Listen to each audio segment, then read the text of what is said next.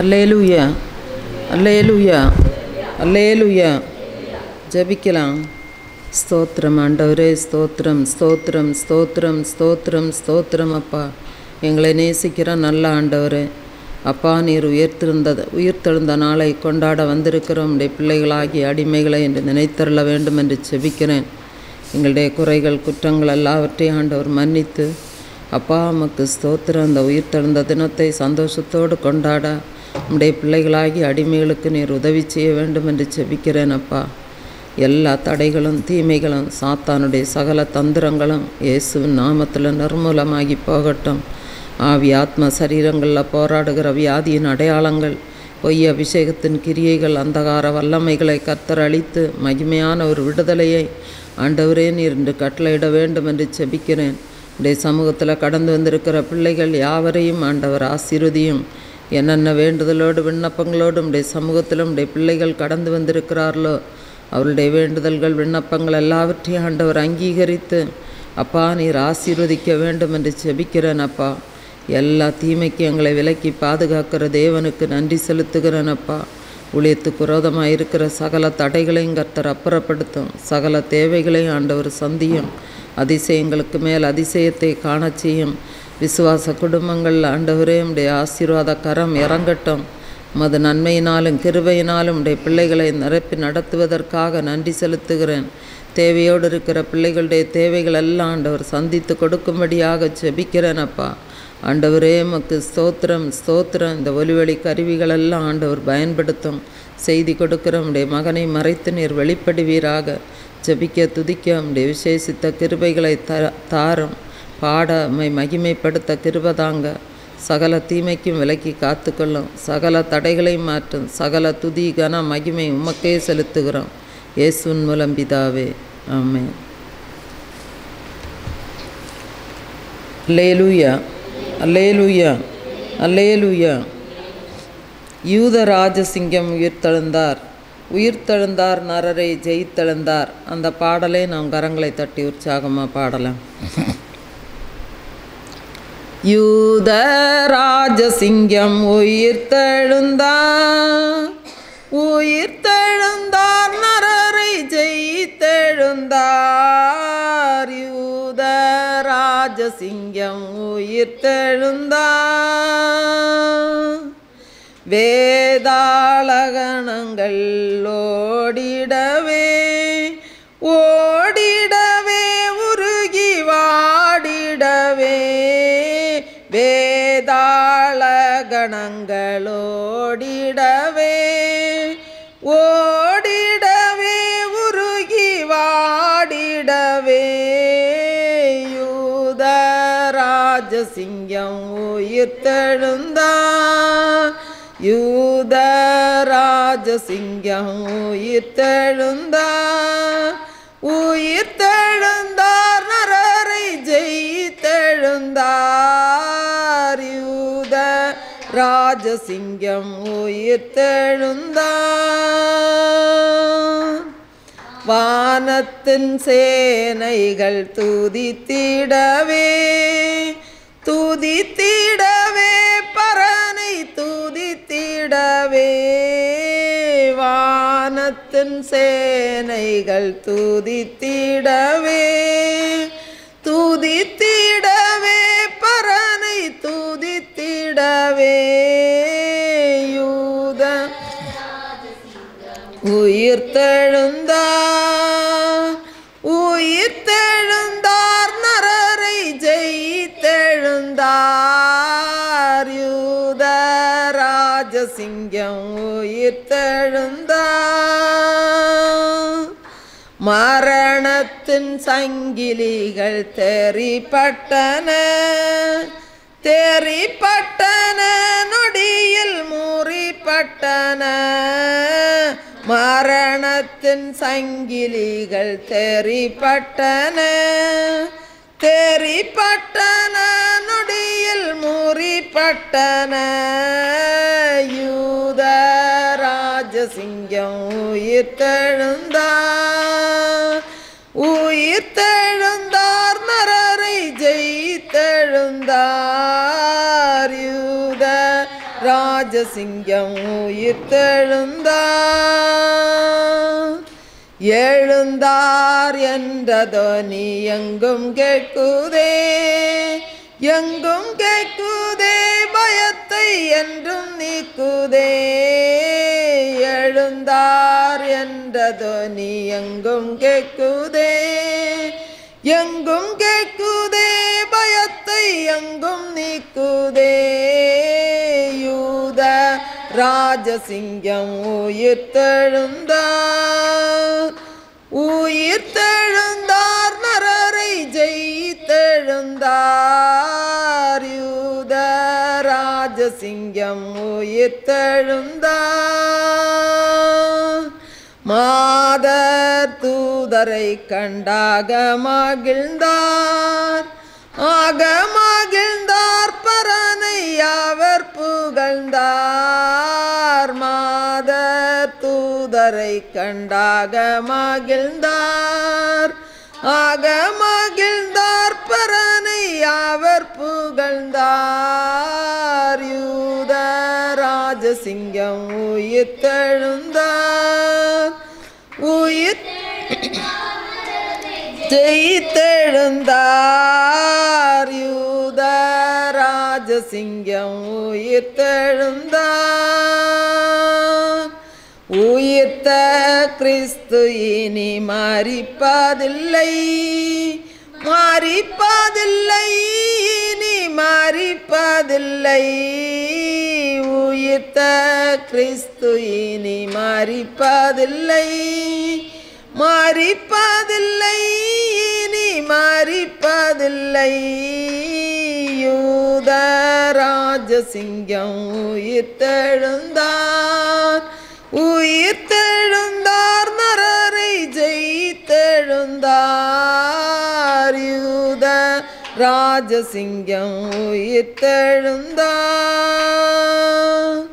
கிறிஸ்தவரே நாம் அவர் பாதம் பணிவோம், பாதம் பணிவோம், பதத்தை சீரமணிவோம்.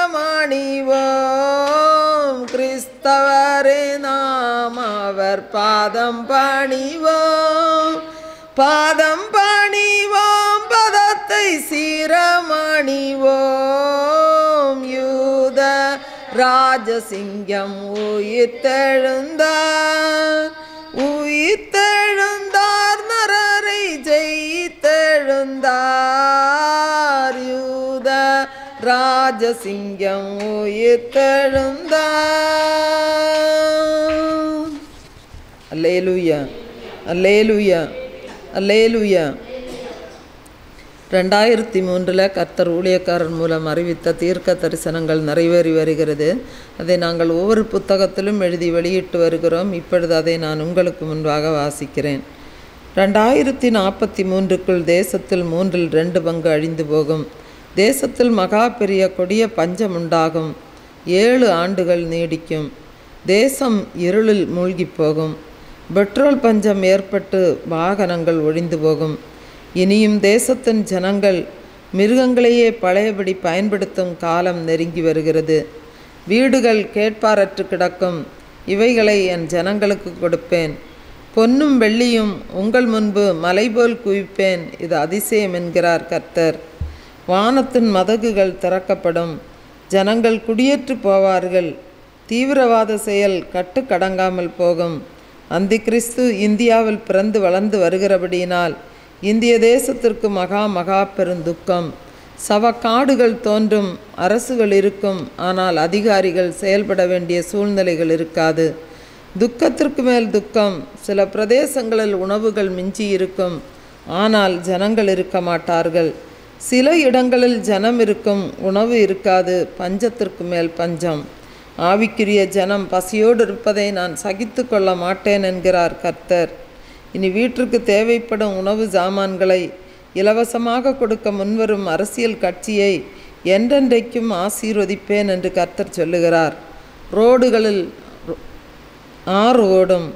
ரோடுகளில் தூண்டில் போட்டு மீன் பிடிக்கப்படும். தேசத்தில் பயங்கர அழிவுகள் பல வழிகளில் நடக்கும். புதிய உடன்படிக்கையின் கதவுகள் திறக்கப்படும். பூமி திறவுண்டு போகும். வான மண்டலத்தில் அதிசய மாற்றங்கள் உண்டாகும், அதிசய கோள்கள் உண்டாகும். நட்சத்திரம் பூமியை நோக்கி வரும்.